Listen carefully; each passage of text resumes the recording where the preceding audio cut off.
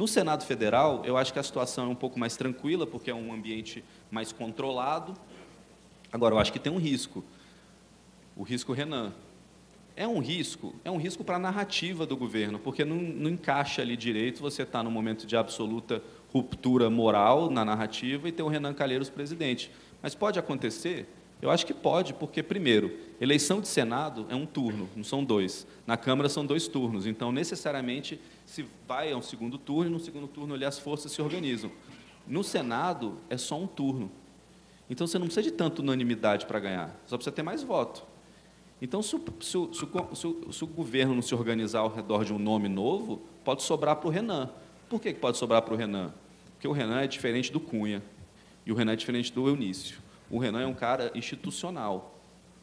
E quando eu digo institucional, o Renan é um cara que ele está muito mais preocupado, não diria mais preocupado, mas talvez tão preocupado quanto com a institucionalidade do Senado, mesmo que você não concorde ou seja distorcido, mas ele está muito mais preocupado com a força ali institucional do Senado do que talvez o próprio Cunha ou talvez o próprio Eunício, que tenham pautas mais pessoais.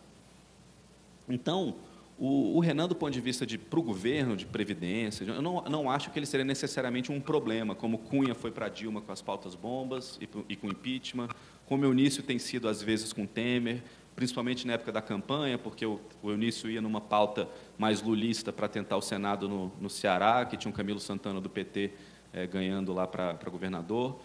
O Renan, eu acho que ele não teria esse problema, mas ele seria, sim, um problema de narrativa. É difícil para o eleitorado do Bolsonaro engolir uma negociação constante, um diálogo constante, reuniões constantes, almoços constantes, jantares constantes com o Renan. Mas não acho que seria um problema, porque eu acho que o Renan teria esse jogo de cintura, tanto é que é só ver onde cada um está agora. O Renan está prestes a talvez ser presidente do Senado, talvez não seja, não sei se vai ser, acho que não. Enquanto o Cunha está preso, o Eunício não foi reeleito para o Senado Federal. Isso mostra como... até porque o Senado hoje tem 3 tipos de senadores, o que vai entrar. Tem o velho, tem o novo e tem o bivote ali, velho novo, que é o cara que já foi deputado e está voltando, o cara que já foi governador e voltou. Tem, por exemplo, o Eduardo Gomes, que foi deputado federal do Tocantins, agora foi para o Senado. Tem o próprio Cid. Esse pessoal prefere um novo que eles não sabem como negocia ou prefere um Renan? Desses 3, 2 grupos preferem o Renan. O velho e o bivote. Talvez quem fique com ojeriza ao Renan seja o novo. Agora, pergunte lá para os parlamentares que já passaram pelo Senado o que é ser presidente da Câmara e o que é ser presidente do Senado. Presidente da Câmara e presidente do Senado, na cabeça deles, você tem que cuidar dos interesses dos seus pares, não necessariamente do interesse coletivo, subjetivo de uma nação, mas dos interesses do país. O Severino Cavalcante foi eleito por quê? Primeiro que estava no ápice do mensalão, ali estava esquisito as coisas, mas também porque o Severino, com toda o seu folclore e tudo, ele defendia muito os senadores, os deputados ali, com algumas questões mínimas. O baixo clero adorava ele, porque ele botava o pé na porta, ia conversar com não sei quem, a gráfica estava com problema, ele ia, a lanchonete estava para expirar, não sei o que, ele botava o pé na porta. Então, eu acho que pode ser que tenha essa surpresa, ou semi-surpresa aí com o Renan. Outro ponto, questão estava falando da presidência da Câmara. A primeira grande batalha do Bolsonaro, talvez a única que importe, assim, do ponto de vista de Congresso, claro que tem redução da maioridade, o Moro deve mandar umas MPs, claro que deve ter a independência do Banco Central, tem porte de arma rural, que ele quer avançar, questões de comportamento e tudo mais. Mas, no limite, o que importa mesmo é a reforma da Previdência. Porque, assim, você pode perder tudo num país, se você for um presidente. Você só não pode perder o Congresso e a economia. Um dos 2, talvez. Agora, os 2 nunca. E, principalmente, a economia, você não pode deixar totalmente desandar. A Dilma não teria sido empichada se estivesse crescendo a 2,5%, emprego mais ou menos ali a, sei lá, 8, 7, inflação 6, 7. Não iria. Não teria disposição popular, disposição de narrativa para tirá-la. Então, no limite, o que importa para o Bolsonaro é a aprovação da reforma da Previdência. E é uma aprovação que é longa, depende da estratégia dele. Ele vai utilizar do Temer ou ele vai lançar uma nova? Se ele lançar uma nova, tem que esperar março, onde tem todas as comissões sendo organizadas ali, presidente de comissão. 2, e se ele não conseguir o controle de comissões importantes, tipo a CCJ? Pode ser que ele não consiga. O PSL tem tamanho para conseguir? Tem, mas pode vir um blocão ali organizado meu por fora, que exclua PSL, exclua a esquerda, faça um blocão de centro e tome ali no guerrilla style as principais comissões e deixe ali o Bolsonaro no susto, sem ter para onde se mexer. Então, esse é um risco. Ou ele vai com a do Temer. Se ele for com a do Temer, ele não pode fazer tanta mudança, porque já está no plenário. Você não pode só propor emenda qualquer.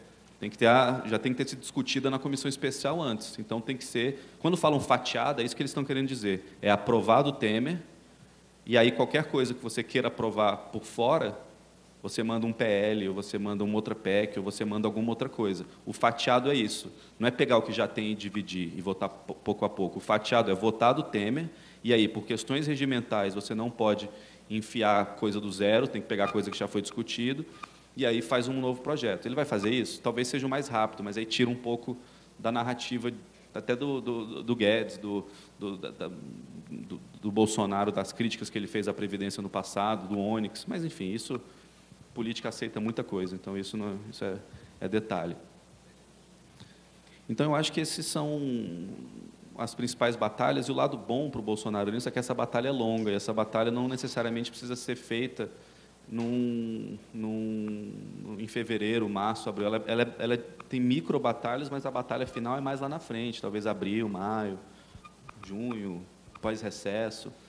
Então, o jogo da governabilidade, ele não é um jogo de mata-mata, ele é uma longa competição que você pode ali perder alguns jogos, mas dá tempo de se recuperar. Não significa que se ele perder um jogo em fevereiro, acabou. Ele tem ainda espaço e tempo para se organizar e para se reorganizar, principalmente por conta de 2 fatores que são importantes. Primeiro, a popularidade dele não deve ser destroçada no primeiro ano, né? Primeiro, a economia está melhorando, a economia deve continuar melhorando ano que vem, ele tem um eleitorado ali fiel de quem votou nele, que não vai largar ele a troco de qualquer coisa. Tanto a Dilma quanto o Lula tiveram aí popularidades entre 40% e 50% no primeiro ano, a Dilma até um pouco mais no seu primeiro ano. Então, ele vai ter, pelo menos do ponto de vista de apoio popular, uma tranquilidade inicial ali nesse primeiro ano, que dá a ele uma maior tranquilidade de avançar suas pautas, de conversar com o Congresso, de ter sua narrativa e sua paz. Segundo, a economia. A economia não dá sinais claros de que está, né? Ela vem melhorando, mas tem melhorado mais na planilha do que na vida do dia a dia das pessoas, né? Mas, de fato, os números são promissores, né? A gente cresce aí 1,3 esse ano, talvez, se não fosse a greve, talvez mais. A inflação está sob controle e talvez a coisa mais importante, que mais afete o dia a dia do brasileiro, obviamente, que é o desemprego, ainda não está nos patamares aceitáveis, longe disso, mas já foi ali de 14 milhões para 11.800, né, 11.600, mais ou menos, no último dado, né? Então, tudo indica que ele vai ter um pouco mais de paz para trabalhar essa governabilidade. E como? Eu repito, o principal gol que ele precisa fazer não precisa ser em fevereiro, em março, dá tempo de trabalhar. Eu acho que tem chance, sim, de uma governabilidade razoável, lenta, e que aprove uma reforma da Previdência ano que vem. Eu hoje digo aos meus clientes, os clientes estrangeiros, principalmente, que têm mais dúvidas, eu acho que a reforma da Previdência passa, até porque o Temer teve um papel muito importante na maturação dessa reforma, né? É engraçado que a reforma da Previdência saiu da pauta do Congresso, mas não saiu da pauta política do país. É uma das coisas que mais se fala. Então, o Onyx espirra, Previdência é manchete. Então, a Previdência não saiu da pauta do país, ela saiu da pauta ali do plenário, porque enfim, não tem clima, tem intervenção Rio e Roraima, mas não saiu da pauta do país, não saiu da pauta dos economistas, não saiu da pauta do jornal, não saiu da pauta do Bolsonaro, não saiu da pauta do Guedes, não saiu da pauta do Onyx. Então, eu acho que hoje quem anda no Congresso e conversa com os parlamentares percebe que o nível de debate fiscal melhorou muito nos últimos anos. Melhorou demais. Obviamente que o congressista ele não vota, ele não é economista, como o Maurício, que vai votar baseado nos dados. Ele é um argumento muito mais transacional do que argumentativo com o parlamentar. E aí que eu acho que entra o principal risco do Bolsonaro. É não entender esse jogo. Mas aí dá tempo de se reorganizar. Eu acho que quando ele começou a negociar com as bancadas, lá atrás, eu escrevi um artigo no Valor, que eu disse que era uma estratégia muito boa, que eu achava uma estratégia interessante, conversar com as bancadas, achava que tinha, sim, futuro, mas eu terminava dizendo, não se enganem, ele vai conversar com os partidos também. É porque as pessoas são muito binárias no Brasil, né? Eu lembro que eu estava lá na Mônica Waldvogel, naquele entre aspas, eu elogiei a governabilidade com as bancadas. E a resposta do colega foi, mas não vai dar certo porque não vai conversar com os partidos. Eu falei, calma, não significa que ele não vai conversar com os partidos. Ele não é um jogo ali que ele tem que escolher só um. Ele pode escolher os dois. E não é novidade. O Temer negociou com o Fundo Rural, com a Frente Parlamentar da Agricultura, dia e noite. A Frente Parlamentar da Agricultura ganha batalhas há 200 anos. Se tem um setor que é bem cuidado no Brasil, são eles, porque eles usam o seu poder de barganha e são organizados. Código Florestal ganharam, enfim, várias coisas. Então, eu acho que essa negociação com o Congresso vai acontecer, ele já tem recebido os partidos. Eu só acho que vai mudar de eixo. Eu acho que a Dilma cai com 25, 24 partidos entregues aos partidos da base. Então, entregar ministério não é garantia de segurança política. Do mesmo jeito que não entregar ministério seja garantia de morte política. Eu acho que os parlamentares vão ter que entender que a sociedade não aceita mais aquele toma lá da cá explícito, e o toma lá da cá vai tomar um banho de loja ali, vamos botar um batonzinho, um rímel lá como dizem nos Estados Unidos, botar uma maquiagem no porco ali para parecer que ele é mais bonitinho. E tem muita coisa para se negociar. Tem cargos de segundo, terceiro escalão, tem questões regionais, e tem, acima de tudo, atenção. Isso é uma coisa que uma vez o presidente Michel Temer disse, que eu peguei isso muito para mim. Ele falou, uma das coisas que o político não entende é que o parlamentar ele não quer só decisão, ele quer atenção. O parlamentar quer ser recebido, ele quer vir ao palácio. Eu lembro que uma semana antes da votação da PEC dos gastos, teve um jantar no Alvorada. Ele convidou 250 parlamentares e deu 250 e entregou ali poderia levar esposo, poderia levar filho, filha. Eu fui no jantar, tinha parlamentares com todas as suas esposas, com seus maridos, com seus filhos e com as suas filhas. Foi uma festa, ficaram até 3 da manhã tirando foto, era fila de foto para fazer foto ali na frente do Alvorada. O deputado com a esposa e os filhinhos, ou a deputada com o marido e os filhos. Então, existem outros jeitos de fazer a negociação política que não seja toma aqui um ministério e partido vota, até porque o partido hoje ele perdeu a força que tinha no passado, porque o partido não tem mais o poder punitivo. Por isso que os partidos hoje não são coesos.